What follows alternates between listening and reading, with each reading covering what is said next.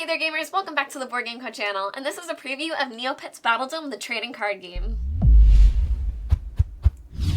Hey there gamers, welcome back to the Board Game Co channel. I'm Professor Meg, and today we have a preview of Neopets Battledome, the trading card game. We're taking Neopets and a trading card game, putting them together, and talking about that today. It's very exciting, honestly, for me. But this is a preview sponsored by Upper Deck, and something special to note is that while this is a preview, this is a final copy of everything. Everything you see in front of you is available for purchase, whether it is booster packs or these starter decks, and I'm going to go over what those mean, but the only thing that I don't believe is available is the playmat in front of me. Also, this is my plush. This has nothing to do with the video. It's just mine.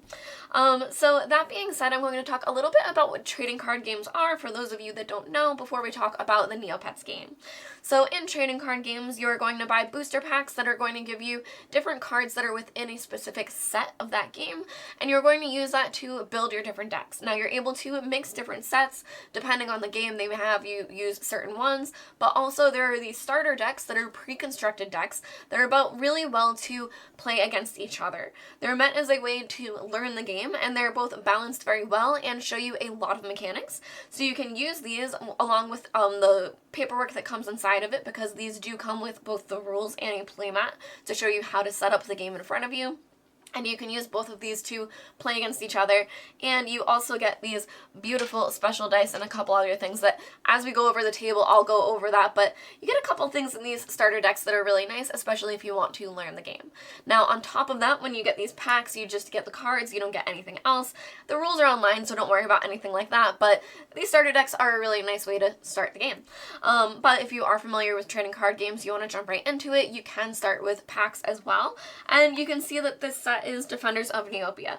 So you're going to have different packs represent a different set of cards. I believe there's 250 cards in this particular set. So you're going to have that where you're going to be able to collect different cards from different sets throughout the game, mixing that with the cards in your starter decks to make different decks to play against each other. Now, in trading card games, there are usually deck construction rules, and in this game, you have a 50-card deck, and then you also have the Neopets that you're playing with. So you're going to construct a 50-card deck that you'll be shuffling and playing with, and you'll also construct your 2 Neopet decks, which, again, I'll get to in a second. But just know, for the deck building in this game, you can have up to 2 copies of any card, except for code stones, which are unlimited, and except for fairies, which you can only have a copy of one. The game that you currently have set up in front of you is very late game. In Neopets Battledome, you are going to be having your different Neopets facing off against each other, trying to win different rounds. You're going to play the best 2 out of 3 rounds, meaning you're going to play either 2 or 3 rounds, depending on who the victor is of those rounds. So you can see here, these 2 specific areas are where we have the victors of previous rounds, showing that this player here lost the first round, whereas this player won it with their Fire Shoiru, and then for the second round, this player won with their cow, whereas this player lost, meaning that everything is coming down to this final round. If this player had won the second round and the first round, they would win overall, and the same vice versa for this player, but this is why we are this late in the game. Now, this may be a lot of information to throw at you, so please just stay with me, but I am going to go over the different areas that you now have showing. The general pace of play of the game is that you're going to have a hand of cards. You're going to start your turn by drawing a card, and then you're going to be able to attach a code stone to your Neopet. This Neopet currently has 4 code stones attached, and that represents the current level of that Neopet, meaning that it is a level 4. That's going to relate to a lot of the cards that you're playing from your hand, but these different code stones that you attach also boost their statistics. So here in front of us, we have a Starry Akara that has 10 health. Your health are never affected by code stones. It also has a 2 strength, 4 defense, and 7 agility. Now, when this is played with these 4 code stones underneath it, it gains a +1 to agility, +1 to strength, and +2 to its defense because it has 2 of this particular code stone, meaning that overall it is a 3 attack, 6 defense, and 8 agility. Now, what does that mean? After attaching a code stone, you're able to play 1 card from your hand. Now, those cards are going to include equipment, potions, legends, paintbrushes, and things like that. You can see that both of these Neopets have 3 equipment attached, which is the limit. There are some cards that will allow you to have additional equipment, but you have to have those cards in play that will break those rules for you. You are able to have less, and there are some cards that will target your opponent's equipment to destroy it on them. But all of these equipment add special abilities to these Neopets as well. For example, here the Dual Expert Bow is gained 2 attack and 2 agility, making their statistics even higher. Now, the number in the top corner of the equipment shows the level that the Neopet has to be able to have that equipment in play. Meaning that to be able to play this Blade of Ultranova, you would have to be able to attach a code stone to your Neopet first this turn, and then you are able to play this as your 1 card play for the turn. This equipment is really strong. It says during your battle phase, you may roll 2 dice. For each success, deal 2 damage to your opponent's Neopet, and your Neopet heals 2 damage. Now that being said, I think this is a great time to go into combat and how that works, because as I said, just to keep you up with it, the pace of play is that you are going to draw a card. You can attach 1 code stone to your Neopet. Then you can play 1 card as long as you have the current level for that Neopet. You can also play any number of food cards at any time. Food are very special. They go to the void once you use them, but you can play them at any time. And then once all of that is done, you will go into the battle phase. Now this is not optional. If Neopets can battle, they will. On the very first turn, the starting player can't. But other than that, unless they are frozen or some other thing is stopping them, they will battle. When battling with your Neopets, you are going to roll dice, and on a 4 or a 5, it will be a success, but on a star, it will be a critical success, which is not blockable. Then the defending Neopet will also roll their defense, and for a 4, 5, or 6, they will be able to block a 4 or 5 from their opponent. So looking at our Starry Akara here, it has an attack of 2, 3, 4, 5, 6, so we will be able to roll 6 dice. But we also have our Blade of Ultranova. So during your battle phase, we can roll 2 dice, which we will do now. Oh, that rolled off screen, but it was a 4, so we did get 1 success. So we would be able to deal 2 damage to your opponent's Neopet, and we would be able to heal 2 damage. So let's do that now and have us heal from 3 to 1. And this Fire Uni will go from 4 to 6 damage. The 6 is the star, which is the critical success. Now we're going to roll our 6 dice and see how many successes we have. Alright, and then we'll also have, I'm going to get to this in a second, but we'll also have the Uni roll their defense. I'm trying to play both players at once, but I believe they have a 1, 2, 3, 4, 5 defense. So we will roll 5 defense dice for them. Okay. And then, looking at this player, they have 2 successes and 1 critical. And then this player has 2 blocks. However, you also have the agility stat. Now the Fire Uni's agility is 8, and the Starry Akara's agility is 8, plus 2 for this Dual Expert Bow. So theirs is actually a 10. Now 10 is where your statistics will cap out. You can never go higher than 10, but because the Starry Akara has 2 extra agility than the Fire Uni, they can re-roll up to 2 dice. You can only do this once, but the difference in the numbers is how many dice you're able to re-roll. For example, I failed 3 times. I have 3 3s here, but my agility is only 2 higher than the Fire Uni, so I'm only able to re-roll 2 of these dice, hoping for a success. Oh, and we did get 1.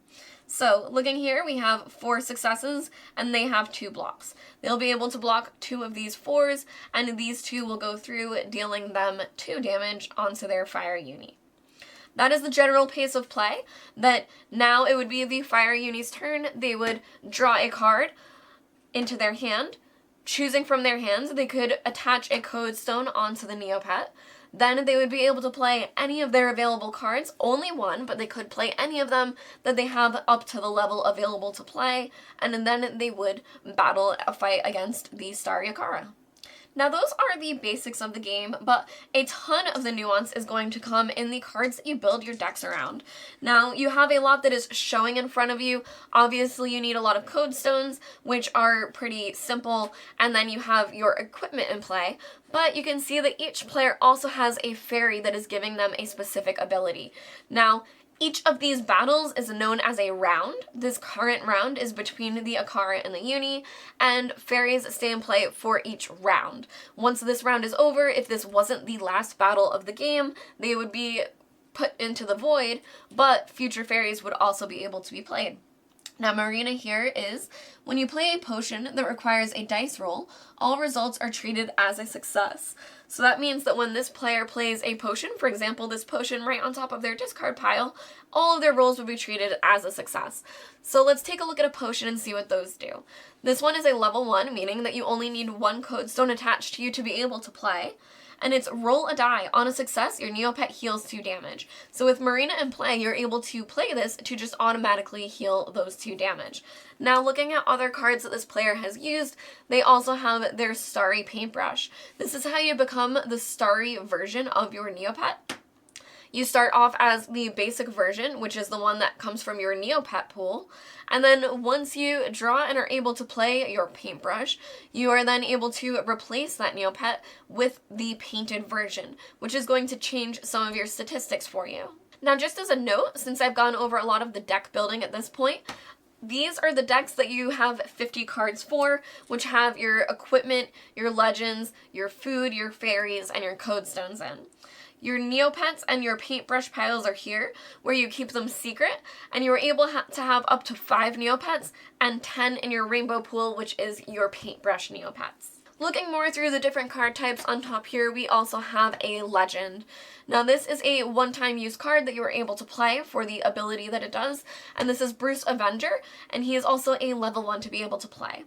His ability is draw 2 cards from your deck, then place 1 card from your inventory to the top or bottom of your deck. So that's a way for you to start going through your deck, milling through different things that you may want, drawing the things that you want, and putting the things that you don't want on the bottom. In Neopets Battledome, there is no hand limit, but if you are ever not able to draw a card on your turn, your Neopet will take a damage. Now you do have 50 cards, so I do think that is pretty difficult to do, but be careful not to overdraw too much, because then you'll start damaging yourself and hurting your chances of winning. Now, taking a look at the discard of this player here, they have also played their paintbrush recently, which made their regular uni a fire uni. But underneath that, they also have a legend card, which is a level 3 legend card, Balthazar. Target one of your opponent's fairies, play it on your side of the Battledome. That is so strong and terrifying that they would be able to target a fairy and bring them over to your side of the Battledome. Now, if you want to play a fairy but you already have one in play, you have to first void your fairy, which would be a very dangerous thing to do. But looking more at the fairies as well, let's take a look at the fairy that was here in play, which is once per turn during your draw phase or preparation phase. If you have 6 or less cards in your inventory, you may draw 1 card from your deck. So this is a great way for you to start drawing a lot of cards, especially if you don't have many in your hand. If you're interested in seeing exactly how this game plays and seeing a full few rounds, there's actually going to be a gameplay on the channel. It's either on before or after this, but it will be up very soon between Alex and I, where you see these 2 decks up against each other. Now, the 2 decks that I showed you were changed and supplemented, but they were based on both of these starter decks. So you saw the Starry Akara and the Fire Uni, and that's what these 2 decks were, which are a great way to learn the game and battle against each other. Throughout the game, I think it's very, very unique that you focus on these specific battles with your Neopets, and even if you win with your Neopet, they still leave the Battledome. They leave the victor, that's putting you closer and closer to victory, but they still leave with everything that you put into them. So sometimes when you're getting closer toward the end of a battle, you kind of have to hedge your bets between keeping cards for future rounds, making sure that you're able to set up the next Neopet as well as possible, and trying to be as strong as possible to make sure that you're winning that round, because if you don't, then it's not worth it anyway, and you hold on to other cards for nothing. Now, something else that's very, very interesting is the code stone system. The code stones are increasing the level of your Neopet, so it's making it more and more powerful that you're able to use more of the things that you are drawing in your hand, but you also have to choose which ones you are using, how many you have in your deck, and what attributes they are going to adjust. I think that agility is really, really strong, making sure that you're able to reroll, or even just stopping your opponent from being able to reroll, if you're able to just match their agility, can be very, very strong. But being able to roll a lot of attack dice is obviously the strongest. However, there are some Neopets that have a very high health value or high defense, and there are some that are high agility but low health. So there are a whole lot of things to look at, but you're also going to be constructing your deck based on the cards that you have. For example, there may be some cards that you really want to play, and you might need to trade with friends to get certain paintbrushes or things that you want to use because you want to be able to play a fairy ghost deck or something like that. Now, this game has also been a great homage to the Neopets website game. There are a lot of cards, especially the legend cards, that all relate to a lot of the lore in the game, which has been very, very cool to see, especially as holographic cards. And I think one of the best parts is the fairies that are added to the game. They're very, very strong, they're beautiful, they're great when you get to draw them and have them in play, and I think they just add something a little bit more special as well, that you really like having them in front of you. As I said, I highly suggest checking out the gameplay. Thank you to Upper Deck for sponsoring this video, and this has been Neopets Battledome, the trading card game. I'm Professor Meg, and I will see you all next time. Bye!